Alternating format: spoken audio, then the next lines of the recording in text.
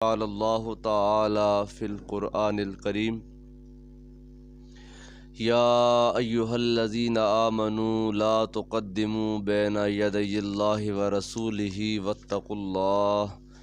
ان اللہ سمیع علیم یا ایہا الذین آمنوا لا ترفعوا اصواتکم فوق صوت النبی ولا تجهروا له بالقول كجهر بعضكم لبعض ان تحبط اعمالكم وانتم لا تشعرون ان الذين يغضون اصواتهم عند رسول الله اولئك الذين امتحن الله قلوبهم للتقوى لهم مغفرة واجر عظیم آمنت باللہ صدق اللہ العظیم۔ قابل احترام حضرات، بزرگوں، دوستوں، نوجوان ساتھیوں اور عزیزوں، الحمدللہ اللہ رب العالمین کے فضل و کرم سے ہم سارے اللہ تعالیٰ کے پاکیزہ گھر میں ذکر خیر الورا کی اس پاکیزہ محفل میں حاضر ہیں۔ اللہ تعالیٰ ہم سب کی حاضری کو اپنی پاکیزہ بارگاہ میں شرف قبولیت عطا فرمائے۔ آج کی اس محفل اور اس مجلس و نشست کا اہتمام برادر محمد اظہر صاحب نے کیا۔ اللہ تعالیٰ ان کو اس کار خیر کا اجر عطا فرمائے، ان کو، ان کے اہل خانہ کو اللہ تعالیٰ خیر و عافیت والی درازی عمر عطا فرمائے۔ جتنے بھی ہم دوست احباب بزرگ سارے حاضر ہیں، اللہ تعالیٰ ہم سب کا یہاں پر بیٹھنا بطور عبادت شمار فرمائے اور یہ محفل پاک ہم سب کے لیے باعث بخشش و نجات بنے۔ میں نے آپ کے سامنے قرآن پاک کا 26واں پارہ ہے اور سورہ الحجرات کی پہلی چند آیات کی تلاوت کی ہے۔ آداب رسالت مآب صلی اللہ علیہ وسلم کے حوالے سے آپ کے سامنے چند ایک معروضات پیش کرنا چاہتا ہوں۔ اللہ تعالیٰ میری زبان پر کلمہ حق جاری فرمائے۔ ہم سب کا تعلق جس دین کے ساتھ ہے وہ دین اسلام ہے، اور اسلام اپنے ماننے والوں کو امن، آشتی، پیار، محبت، ادب اور احترام کا درس دیتا ہے۔ ہمارا دین ٹیررزم، دہشت گردی، دنگا فساد اور ایسے تمام خرافات کی قطعاً اجازت نہیں دیتا، اور جو بھی ایسے برے افعال میں، احکام میں، کاموں میں ملوث ہوتا ہے اس کا قطعاً اسلام اور بانی اسلام سے تعلق نہیں ہوتا۔ ارشاد باری تعالیٰ ہے، بسم اللہ الرحمن الرحیم، یا ایہا الذین آمنوا لا تقدموا بین یدی اللہ ورسولہ، اے ایماندار لوگو، اللہ تعالیٰ سے اور اللہ تعالیٰ کے رسول سے آگے نہ بڑھو، واتقوا اللہ، اور اللہ تعالیٰ سے ڈرتے رہو، ان اللہ سمیع علیم، اللہ تعالیٰ سننے والا اور جاننے والا ہے۔ اس آیت کریمہ میں اللہ رب العالمین نے اہل ایمان سے جس چیز کا تقاضا کیا ہے وہ یہ ہے کہ وہ اپنے تمام تر کاموں میں، اپنی تمام تر باتوں میں اس بات کو پیش نظر رکھیں کہ ان کی کوئی بات یا ان کا کوئی کام اللہ تعالیٰ اور اللہ تعالیٰ کے رسول سے آگے نہ ہو، بلکہ جب بندہ کلمہ پڑھتا ہے لا الہ الا اللہ محمد رسول اللہ، تو نبی پاک صلی اللہ علیہ وسلم پر ایمان لانے کے بعد کسی کو یہ حق ہی نہیں پہنچتا کہ وہ اپنے رب کریم اور اس کے رسول مکرم کے ارشاد کی مخالف کوئی بات کرے یا کوئی کام کرے۔ جب انسان اپنے مسلمان ہونے کا اعلان کرتا ہے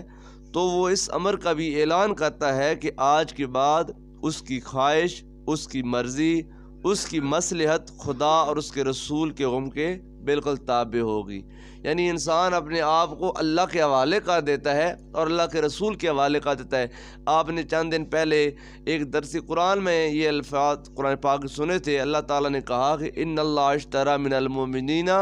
اموالہم وانفسہم بان لہم الجنہ، کہ اللہ تعالیٰ نے اہل ایمان سے ان کی جانیں اور ان کے مال جنت کے بدلے میں خرید لیے ہیں۔ اللہ نے کہا جنت تمہاری، تمہاری جان میری اور تمہارا مال بھی میرا۔ اب جو بندہ مومن ہوگا کلمہ پڑھنے کے بعد وہ کما حقہ اپنے آپ کو اللہ تعالیٰ کے سپرد کرے گا اور اللہ تعالیٰ کے رسول کے سپرد کرے گا۔ یہ جو آیت کریمہ اللہ تعالیٰ نے قرآن پاک میں نازل کی ہے، اس کا جو شان نزول ہے اس کے بارے میں علماء مفسرین نے مختلف اقوال نقل کیے ہیں۔ ایک تو یہ ہے کہ ابھی قربانی والے دن رسول اللہ صلی اللہ علیہ وسلم نے قربانی کا جانور ذبح نہیں کیا تھا کہ ایک صحابی نے صبح سویرے نماز فجر ادا کرتے ہی جانور قربانی کا ذبح کر دیا۔ تو صحابہ کرام نے سرکار کی بارگاہ میں بتایا کہ یا رسول اللہ فلاں صحابی نے پہلے قربانی ذبح کی ہے۔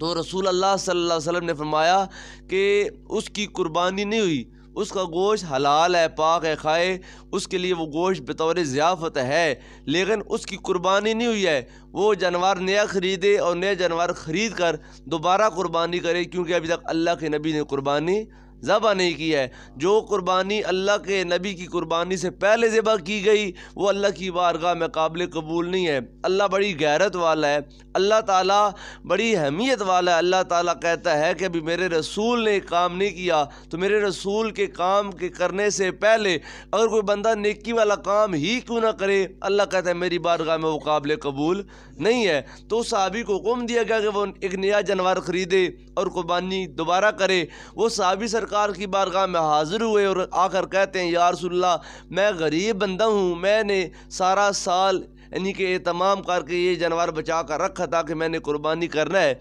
میں نے وہ جانور تو ذبح کر دیا، اب میرے پاس گنجائش نہیں ہے کہ میں قربانی نہیں خرید سکوں یا کر سکوں، سوائے اس کے کہ میرے پاس ایک 4 ماہ کا بکری کا بچہ ہے۔ یا رسول اللہ اس کے علاوہ میرے پاس جانور نہیں ہے۔ سرکار نے فرمایا میں صاحب شریعت ہوں، میں تم کو حکم دیتا ہوں تم وہ 4 ماہ کا بکری کا بچہ ہی ذبح کر دو، اللہ تمہاری قربانی قبول فرما لے گا۔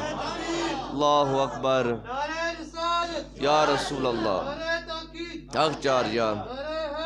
علی۔ تو یہ ہے صحابہ کرام کے دور کا، لیکن آج ہم جس زمانے میں زندگی گزار رہے ہیں ہم اس آیت پر کیسے عمل کریں گے؟ حضرت عبداللہ ابن عباس رضی اللہ تعالیٰ عنہ جو قرآن پاک کے پہلے مفسر ہیں، آپ اس آیت کریمہ کی تفسیر میں فرماتے ہیں لا تقولوا خلاف الکتاب و سنہ، فرمایا اے ایماندار لوگو اللہ کی کتاب اور رسول اللہ صلی اللہ علیہ وسلم کی سنت اور حدیث کے خلاف کچھ نہ کرو۔ یعنی تمہارا یعنی کہ جو ہے نا قرآن پاک کے الفاظ ہیں لا تقدموا بین یدی اللہ و رسولہ، کہ اللہ اور اللہ کے رسول سے آگے نہ بڑھو۔ اس کا مطلب یہ ہے کہ قرآن جو کہ ایک دستور حیات بن کر اس کائنات میں اللہ تعالیٰ نے نازل کی ہے، اس قرآن پاک کی تعلیم کے مطابق اپنے آپ کو ڈال لو۔ جو اللہ تعالیٰ نے احکامات کرنے کو کہے ہیں وہ کرو، اور جن سے اللہ تعالیٰ نے منع کیا ہے ان سے رک جاؤ۔ اور سرکار دو عالم صلی اللہ علیہ وسلم نے اپنی احادیث میں جن کے کرنے کا حکم دیا ہے وہ کرو،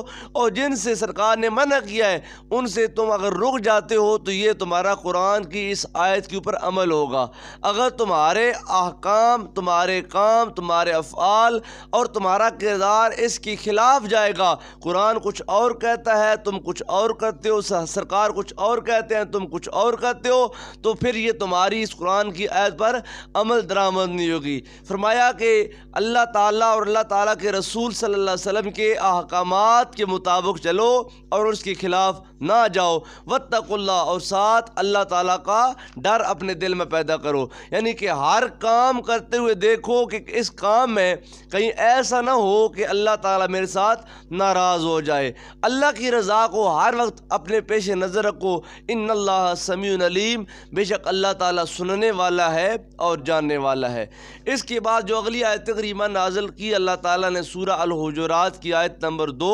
اس میں اللہ تعالیٰ نے اپنے محبوب کی بارگاہ کے آداب کے بارے میں فرمایا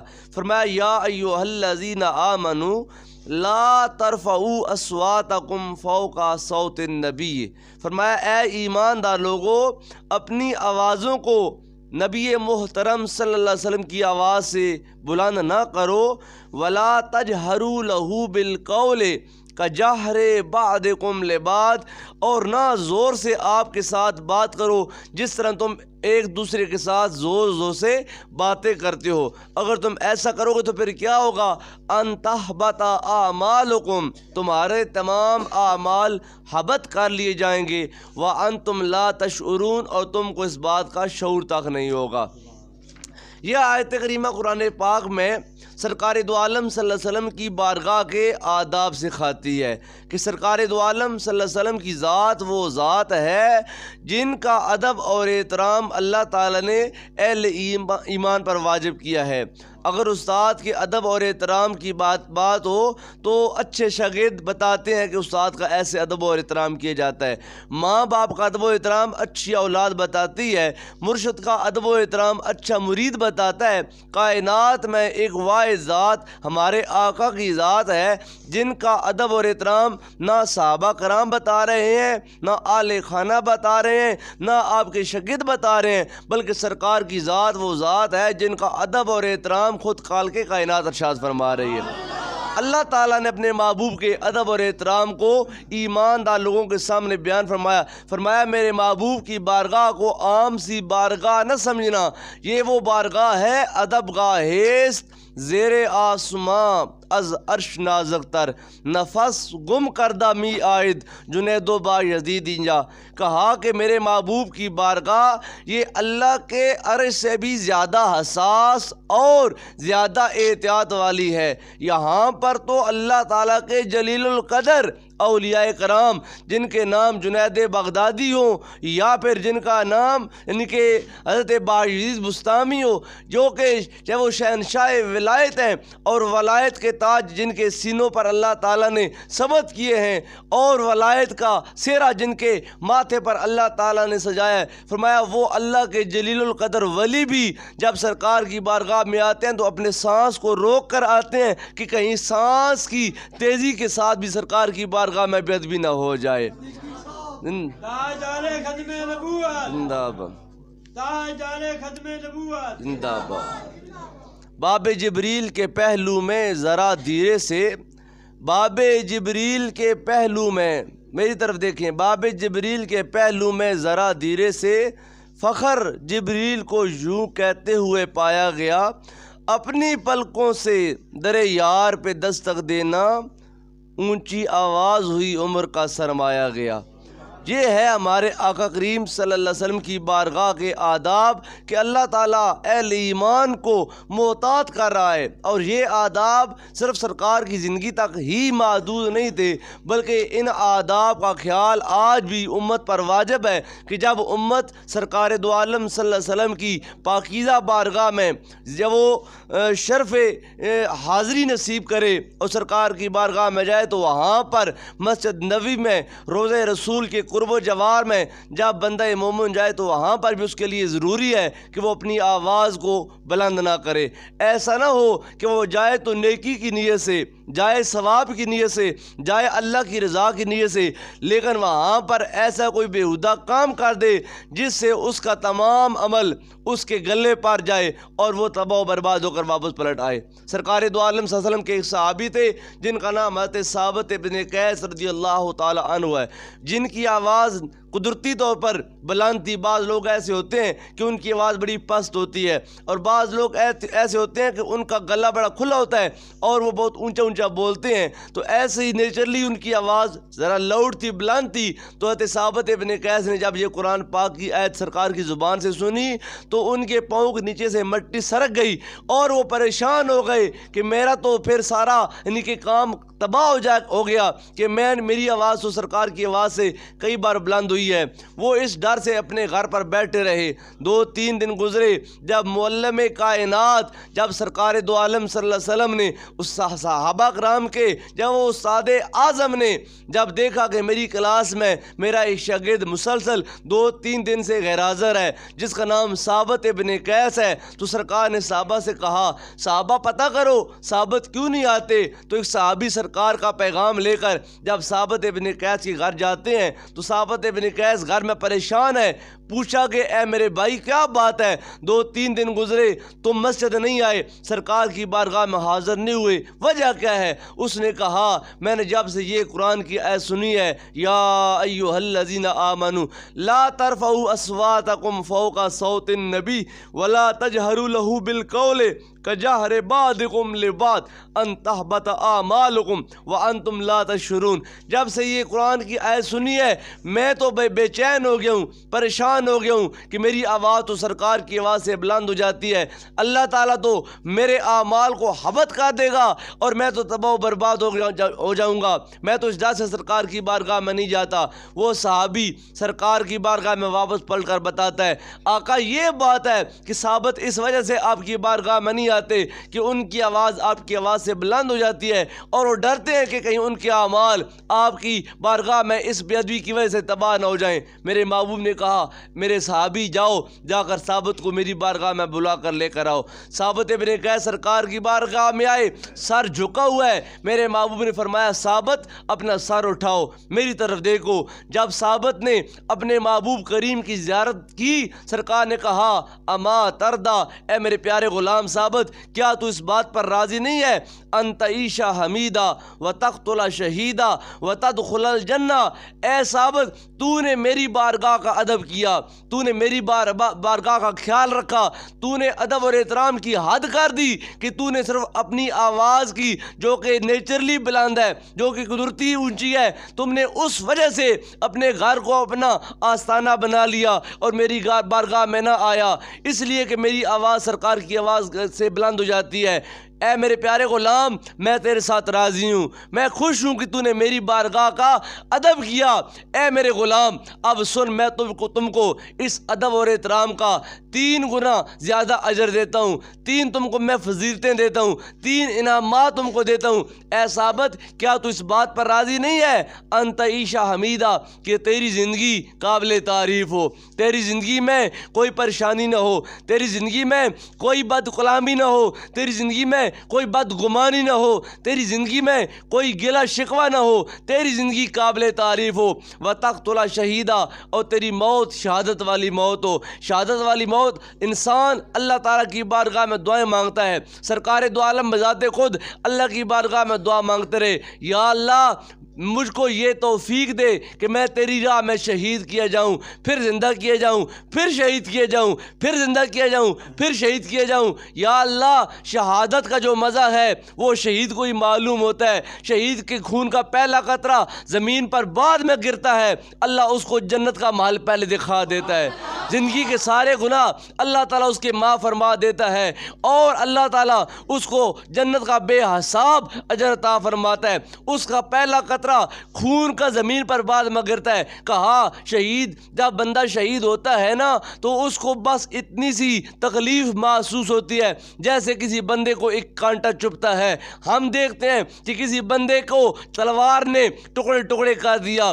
گولی بارود نے اس کے پرخچے اڑا کر رکھ دیے، اس کا جسم تباہ و برباد ہو گیا، بظاہر دیکھنے میں اس کو بہت اذیت ناک موت سے سامنا کرنا پڑا، لیکن سرکار فرماتے ہیں جو بندہ اللہ کے راستے میں اپنی جان اللہ کے حوالے کرتا ہے اور مقام شہادت پر فائز ہوتا ہے، فرمایا اس کو بس اتنی سی تکلیف محسوس ہوتی ہے جتنی کسی بندے کو ایک کانٹا چبھنے میں تکلیف محسوس ہوتی ہے۔ فرمایا اے ثابت تو نے میری بارگاہ کا ادب کیا، میں تم کو 3 انعام دیتا ہوں۔ پہلا انعام تجھے ہے ان تعیش حمیدہ، تیری زندگی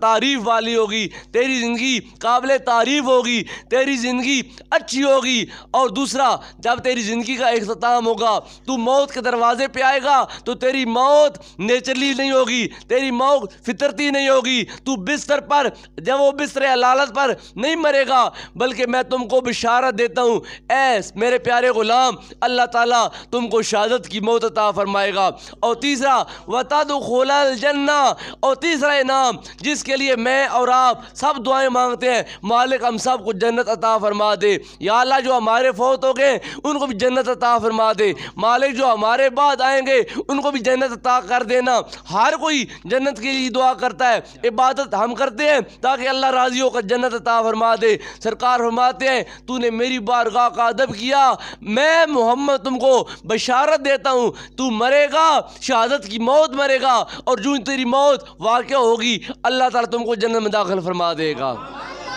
اس جو حدیث پاک کو صاحب روح المعانی نے نقل فرمایا اور علامہ ابن قیم علیہ رحمہ آپ نے اس کو کتاب روح میں ذکر کرنے کے بعد لکھا کہ جناب سیدنا صدیق اکبر رضی اللہ تعالیٰ عنہ کے زمانے میں جب مسلمہ کذاب کے خلاف یمامہ کے مقام پر مسلمانوں کا اس کافر کے ساتھ مقابلہ ہوا، یہ وہ بندہ تھا مسلمہ کذاب جس نے نبوت کا دعویٰ کیا تھا، نبی ہونے کا دعویٰ کیا تھا، اور اس نے اپنے ساتھ بہت سے لوگوں کو ملا لیا تھا، اور اس نے سرکار دو عالم کی طرف پیغام بھیجا کہ ایسے کرو، میں تم کو اللہ کا نبی مانتا ہوں، لیکن ایسے کرو آدھی زمین پر تم نبی بن جاؤ اور آدھی زمین پر مجھ کو نبی بنا دو، یعنی کہ تم اپنی نبوت آدھی اپنے پاس رکھو اور آدھی مجھے دے دو۔ سرکار دو عالم نے کہا، آپ اس ٹائم ایک جانور کے پاس کھڑے تھے تو سرکار نے زمین سے ایک رسی کا ٹکڑا اٹھایا، فرمایا تم آدھی نبوت کی بات کرتے ہو، میں نبوت کے معاملے میں تم کو ایک رسی کا ٹکڑا بھی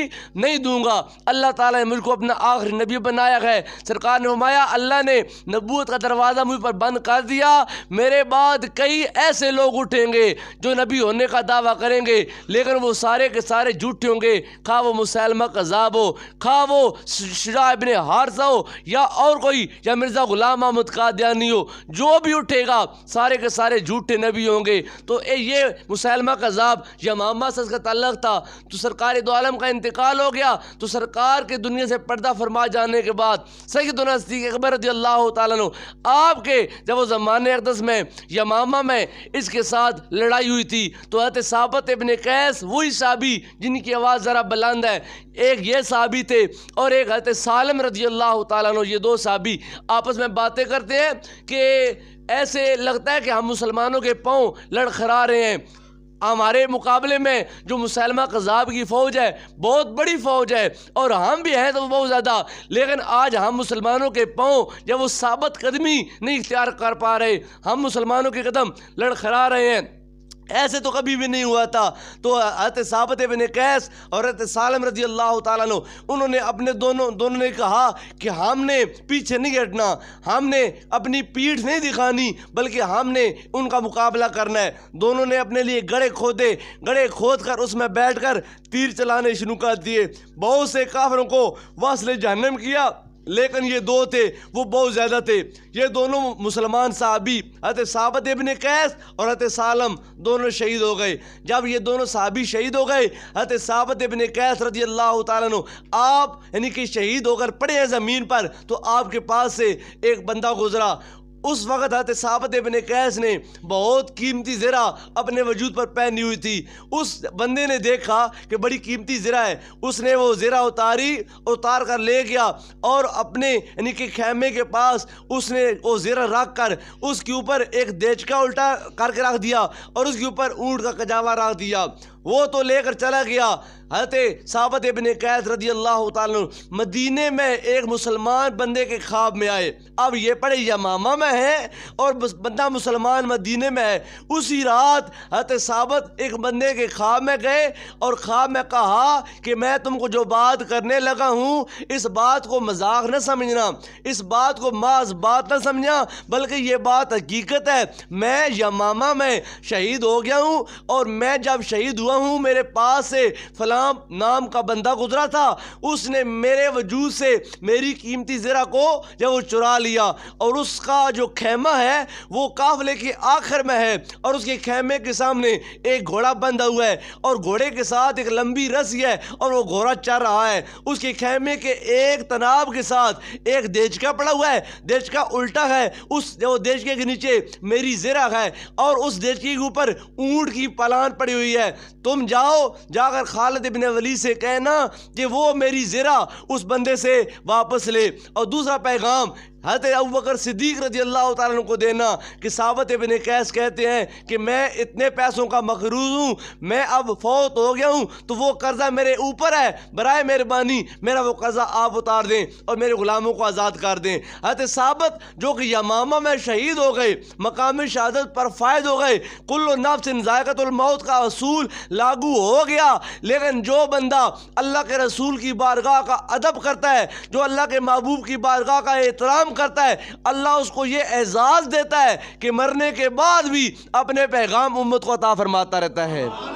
فرمایا یہ ہوتا ہے ادب اور احترام کا لحاظ کرنا، اور صحابہ کرام نے ادب اور احترام کر کے ہم آل اسلام کو، ہم امتیوں کو یہ پیغام دیا کہ ہمیشہ اللہ کے محبوب کا ادب اور احترام اپنے دلوں پر قائم و دائم رکھنا۔ فرمایا لا ترفعوا اصواتکم فوق صوت النبی، اے ایماندار لوگوں اپنی آوازوں کو نبی کی آواز سے بلند نہ کرنا، ولا تجہروا لہ بالقول کجہر بعضکم لبعض، جس طرح تم ایک دوسرے کے ساتھ اونچی آواز میں باتیں کرتے ہو، میرے محبوب کی بارگاہ میں آ کر ایسی اونچی آواز میں بات مت کرنا۔ ایک دن جناب سیدنا فاروق اعظم رضی اللہ تعالیٰ عنہ مسجد نبی میں بیٹھے تھے، سرکار دو عالم صلی اللہ علیہ وسلم کو اس دنیا سے پردہ فرمائے ابھی چند دن ہوئے تھے، ابھی آپ کی قبر مبارک کی مٹی جو تھی ابھی گیلی تھی، تو کچھ لوگ باہر سے کسی یعنی کہ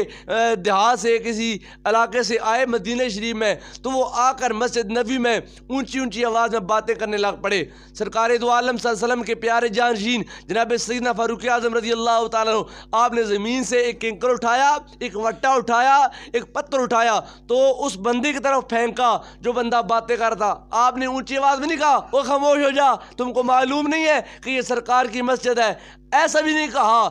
کیا تاکہ کہ اگر میں ایسا اونچا بولوں گا تو میری آواز سرکار کی آواز سے اونچی ہو جائے گی، اور میری آواز سے سرکار دو عالم کو قبر پاک میں تکلیف ہوگی۔ آپ زبان سے نہیں بولے، زمین سے کنکر اٹھایا، اس کی طرف پھینکا، جب وہ بندہ متوجہ ہوا تو آپ نے اس کو ادھر بلایا ہاتھوں کے اشارے سے، وہ بندہ قریب آیا تو آپ نے پوچھا تو کون ہے، کہاں سے آیا ہے؟ اس نے بتایا کہ میں فلاں ہوں اور فلاں میں یعنی کہ گاؤں سے آیا ہوں، فلاں علاقے سے آیا ہوں۔ آپ نے کہا اگر تو مدینے کا ہوتا نا تو میں تم کو یہاں پر 10 کوڑے مارتا، 10 درے مارتا۔ کیا تم کو معلوم نہیں ہے اللہ نے قرآن میں کہا ہے لا ترفعوا اصواتکم فوق صوت نبی، تم کو معلوم نہیں ہے کہ تم جس مقام پر آئے ہو یہ مقام کوئی عام نہیں ہے، یہ وہ مقام ہے جہاں پر جبریل بھی اگر آنا چاہے تو بغیر اجازت آ نہیں سکتا ہے۔ لہذا اپنی آواز کو نیچا کرو، اپنی آواز کو پس کرو۔ مسجد نبوی میں جا کر بھی اپنی آوازوں کو نیچا کرنے کا اللہ تعالیٰ نے حکم عطا فرمایا۔ اللہ تعالیٰ نے مجھ کو گزشتہ رمضان شریف میں شرف عطا فرمایا، میں بھی یعنی کہ عمرہ کی سعادت حاصل کرنے کے لیے گیا تھا، لیکن میں نے وہاں پر کیا دیکھا، ریاض الجنہ جو جنت کا ٹکڑا ہے، سرکار دو عالم صلی اللہ علیہ وسلم کے مزار پر انوار کے بالکل ساتھ سرکار فرمایا ما بین بیتی و روضتی، ما بین ممبری و ما بین بیتی و ممبری روضۃ من ریاض الجنہ، سرکار فرمایا میرے گھر اور میرے ممبر کے درمیان کا جو ٹکڑا زمین کا ہے نا، یہ جنت کا ٹکڑا ہے۔ وہ ریاض الجنہ وہاں پر ہم جب مسلمان جاتے ہیں نا تو ہم وہاں پر 2 رکعت نفل ادا کرنے کے لیے اپنی مکمل توانائی صرف کرتے ہیں، کوشش کرتے ہیں کہ وہاں پر ہم 2 رکعت نفل ادا کر سکیں، لیکن وہاں پر میں نے دیکھا کہ ہم جو پاکستانی ہیں نا، ہماری اکثریت زائرین پاکستان کی ہوتی ہے مدینہ شریف میں، لیکن وہاں پر آقا کریم صلی اللہ علیہ وسلم کے بالکل پڑوس میں سرکار دو عالم ایک جگہ پر ادھر آرام کر رہے ہیں، ساتھ اس طرف یعنی کہ ریاض الجنہ ہے، اور اس دیوار جگہ پر یعنی کہ وہ سرکار کا ممبر ہے، یہ بیچ والی جگہ جو ہے ریاض الجنہ ہے۔ وہاں پر نفل ادا کرنے کے لیے وہاں پر جتنی ہم بے ادبیاں کرتے ہیں، ہنستے ہیں، اونچا اونچا بولتے ہیں، اور وہاں پر قرآن پاک کی یہ آیت کریمہ یاد آتی ہے کہ اللہ نے تو کہا ہے کہ لا ترفعوا اصواتکم فوق صوت نبی، ہم جاتے ہیں لاکھ روپے لگا کر ثواب کمانے کے لیے، عمرہ کرنے کے لیے، اللہ کو راضی کرنے کے لیے، لیکن ہم وہاں پر شاید یہ بات بھول جاتے ہیں کہ یہ وہ جگہ ہے، یہ وہ مقام ہے جس کا ادب اور احترام اللہ نے قرآن میں ہم کو سکھایا ہے۔ لہٰذا ہم کو چاہیے کہ ہم سرکار کی بارگاہ میں جب مدینہ جائیں تو آرام کے ساتھ، وقار کے ساتھ، ادب اور احترام کے ساتھ سرکار کی بارگاہ کی حاضری کو اختیار کریں۔ دھکا پیل، وہاں پر ایک دوسرے کو دبانا، دھکے دینا اور ایک دوسرے کو تکلیف دینا، یہ سرکار دو عالم صلی اللہ علیہ وسلم کو قطعاً ناپسند ہے۔ فرمایا ان تمام باتوں کا اپنا یعنی کہ اپنے دل میں باتوں کو رکھو اور ان تمام باتوں کا خیال رکھو۔ اگر تم ایسا نہیں کرو گے اور اگر تم نے وہاں پر جا کر بھی اپنی آوازوں کا خیال نہ رکھا تو پھر کیا ہوگا؟ ان تحبط اعمالکم، تمہارے اعمال حبط ہو جائیں گے۔ ایک ہوتا ہے ضبط کرنا، ایک ہوتا ہے حبط کرنا۔ ضبط اور حبط میں فرق یہ ہے، جو چیز ضبط کی جاتی ہے وہ قابل واپسی ہوتی ہے۔ جب اس کے بارے میں فیصلہ ہو جائے، پتہ چل جائے کہ یہ چیز اس نے زیادتی کے ساتھ ضبط کی ہے، تو پھر اس ضابط کو وہ چیز واپس کرنی پڑتی ہے۔ لیکن جو چیز حبط کر لی جائے وہ پھر واپس نہیں کی جاتی، وہ پھر واپس دی نہیں جاتی۔ کہا کہ انتابت اعمالکم، اگر تم نے میرے محبوب کی بارگاہ کے ادب کا خیال نہ رکھا تو تمہارے سارے اعمال حبط ہو جائیں گے، ایسے حبط ہوں گے وانتم لا تشعرون، اور تم کو اس بات کا شعور تک نہیں ہوگا۔ تم سمجھو گے کہ میں عمرہ کر کے آ گیا، میں حج کر کے آ گیا، میں اتنا نمازی، میں اتنا روزے دار، میرے یہ کام اچھے، میرے وہ کام اچھے۔ جب قیامت کا دن ہوگا، اعمال نامے کھول جائیں گے تو تمہارے پلے میں نیکیوں کا ایک جو وہ حصہ بھی موجود نہیں ہوگا، اور گستاخی اور بے ادبی کے وبال کے باتیں سر سے تمہارے تمام گلستان جو نیکیوں کے ہیں سارے جل کر خاکستر ہو جائیں گے۔ کہا کام تھوڑا کر لو،